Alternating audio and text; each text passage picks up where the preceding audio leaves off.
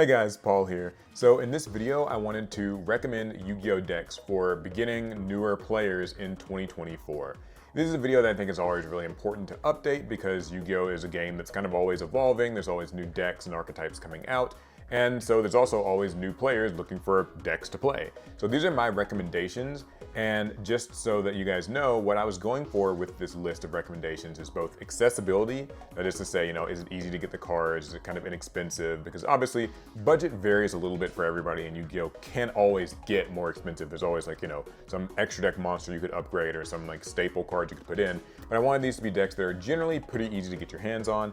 But also I was sort of going for decks where I feel that it's pretty easy to pick up and play. You just follow what's on the card and it's pretty straightforward and the decks kind of, I don't want to say play themselves, but the margin of error is pretty wide. You can sort of mess around and experiment and you can't go completely wrong. Okay, so deck number one is Fire Kings. This is technically actually a really old deck, but it got a new structure deck at the very end of last year that upgraded all of the cards and the theme, and I think this is an absolutely wonderful one. So Fire Kings are really simple. They're just these fire monsters, Beast, Beast Warrior, Wing Beast, and they get effects when they are destroyed, or when other fire monsters are destroyed.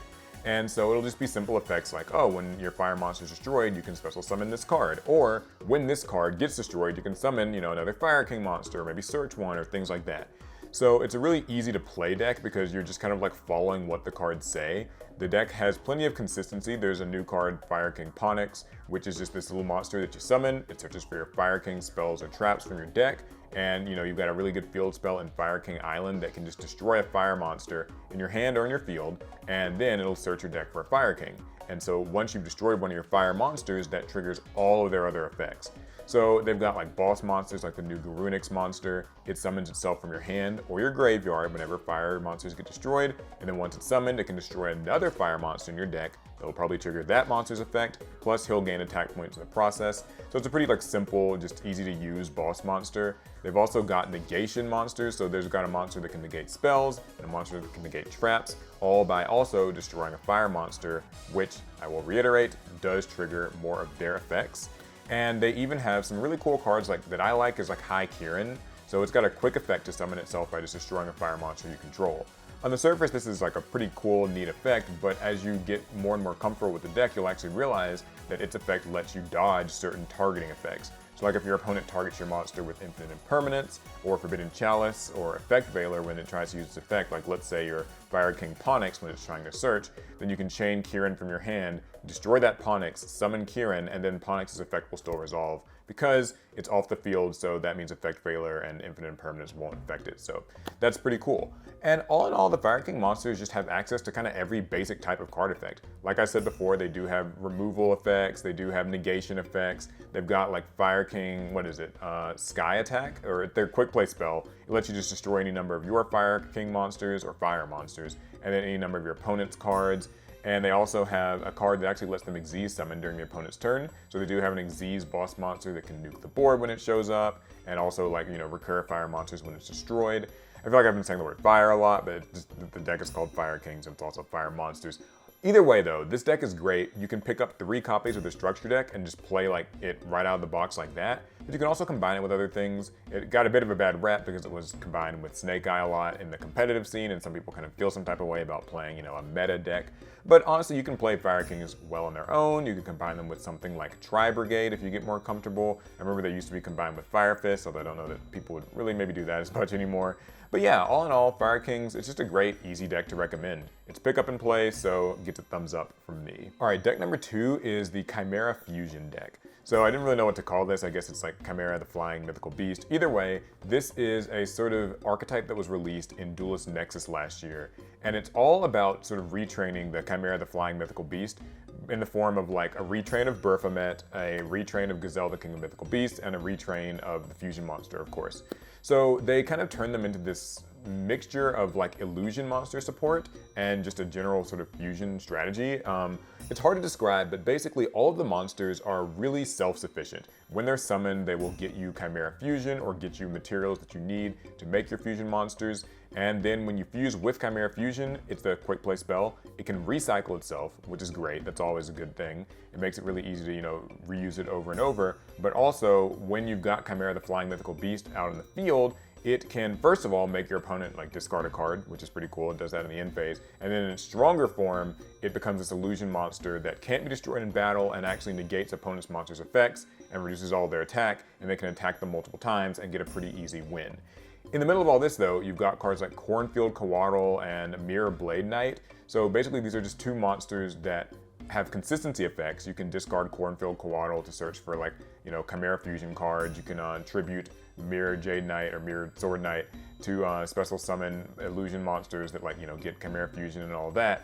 And then while they're in the graveyard, while you control Chimera the Flying Mythical Beast, you can banish them to negate effects that target cards in the field or negate your opponent's other effects. And so all in all, it just works really well. It's a deck that, I'm kind of maybe making it sound confusing here, but what I like is that the deck kind of does just play itself. It's easy, to just summon these monsters, search the cards, make the fusions, and kind of just sit back and relax. And it recurs a lot of these resources. It protects the monster with the graveyard effects. You can even add in other illusion support cards in as well. Some of them get a little bit more expensive, but I think the baseline core of the deck is really easy to play. And once you've learned that, then you can combine it with those cards, maybe the branded engine. There's a lot of room to grow. All right, deck number 3 is Centurion. This is a pretty cool new synchro-based strategy. The Centurion monsters are a little bit unique, and I sort of hesitated to put them on the list, but I do think that it's actually a pretty easy deck to play. So basically the Centurion monsters go to the spell and trap zone as continuous trap cards, and then they can special summon themselves out of the continuous trap card state onto the field, and then they'll maybe get effects. So you've got things like, Centurion Primera, which can just search for your other Centurion cards. And also, when they're summoned out, they can usually change their levels, which makes synchro summoning really easy. Your goal in this deck is typically going to be to make level 8 or namely level 12 synchro monsters. They have two in-theme synchro monsters. There's Centurion Legatia, which is just a good removal card that also lets you draw a card in the process, and it can recycle your Centurion monsters at the end of the turn and put them back in the spell and trap card zone. There's also Oxala, which is another sort of similar card. It protects your Centurion cards. They're both level 12, and they can kind of function on their own as pretty good bosses, but this deck also has access to level 12s like Crimson Dragon, and Crimson Dragon's effect lets you summon any level 12 Dragon Synchro monster from your extra deck. Now this is where the deck gets a little bit controversial because it can make Hot Red Dragon, King, Calamity, whatever it is, which is a synchro that can skip your opponent's turn. It's pretty rude and obnoxious, and some people don't like the deck for that. But if you want to stray away from that strategy, you can also summon other things like Cosmic Quasar Dragon, which just has some basic negation effects and kind of keeps coming back at the end of the turn. And this deck's got good spell and trap cards. It has ways of removing monsters from the field, ways of reviving its own cards. All in all, I think that it's a pretty simple, straightforward synchro strategy. I normally would recommend something like Sword Soul to people, but that's something I've put in so many previous videos that I figured a new synchro strategy would be kind of cool.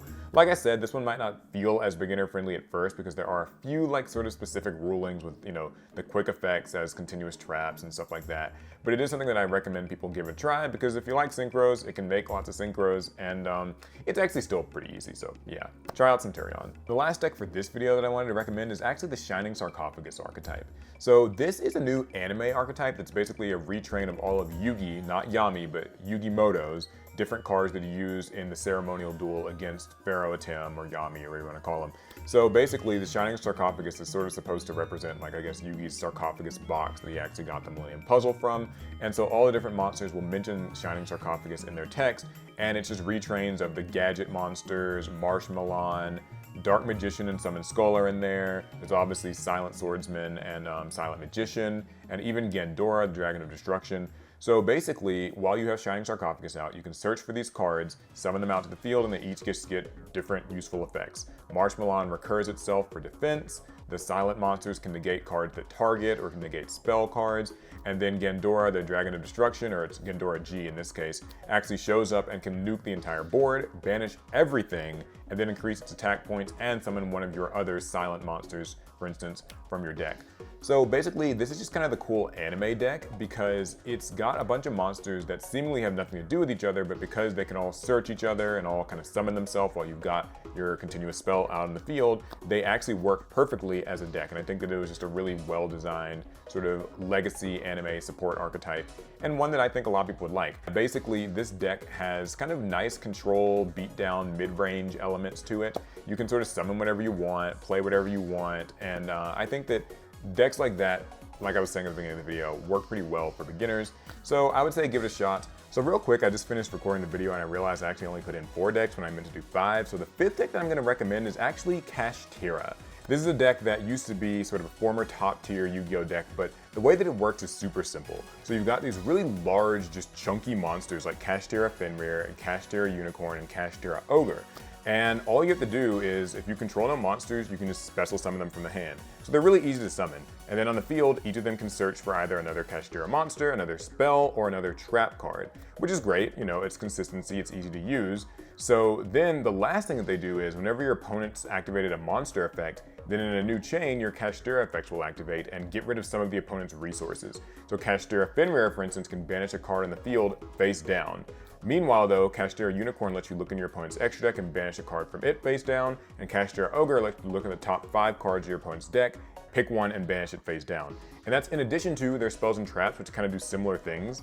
So you've got Tira Birth, which is an amazingly strong spell card. It can let you normal summon them without tributing, so if you already have a monster in the field, it's still easy to get another Tira onto the field. And you can also special summon them back from the graveyard or the banish zone. And then there's sort of a similar thing with Tira Preparations, which is the trap card. And basically what it means is that you've got this kind of never-ending supply of really easy to summon, chunky monsters with respectable stats that just slowly whittle away at your opponent's resources. It's actually an Xyz-based strategy too, so once you get 2 of them on the field, either through their own effects, or Birth, or even Tira Theosis, which is their spell card, you can just make rank 7 monsters. Tira Arise Heart was like the big boss monster that they used to have that's currently banned in the TCG, though it is legal if you're playing this in Master Duel. But there's a bunch of other really strong rank 7 monsters you can use as well. There's like Mecha Phantom Beast Draco Sack, number 11 Big Eye that steals monsters. There's Dark Arm, the Dragon of Annihilation for just getting rid of cards in the field. And they have, of course, their own themed Xyz monster in Tira Shangri-Ira, which just summons more Tira cards. And as those Tira monsters banish your opponent's cards face down, Shangri-Ira will actually lock up their zones. So there previously was like a really broken little strategy where you can actually lock up like all of your opponent's zones in one go, but even still it's really cool because it will just gradually deprive your opponent of more and more resources, which is kind of the whole theme of the Tira deck. So yeah, just a really cool sort of beatdown control strategy, one that's really easy to pick up and play, and thanks to reprints, the deck's actually pretty affordable right now too. So yeah, that's the 5th one. So yeah, that's pretty much the video. Hopefully you guys liked it. Sorry if my explanations weren't absolutely spot on. Sometimes hard to remember the names of all the cards and all these different decks, but either way, I think any of these decks would be great for beginners, and of course there are plenty of other decks. This is by no means a comprehensive video. There's like obviously Sword Souls and Trap Tricks and, you know, like Dinosaurs and Branded and all these other decks that people love to recommend for new players. So I'm sure that other people will leave plenty of those down below in the comments, but hopefully this video was helpful and maybe give you some ideas of decks to play. So yeah, without further ado, I guess I'll see you guys in the next one. Bastard.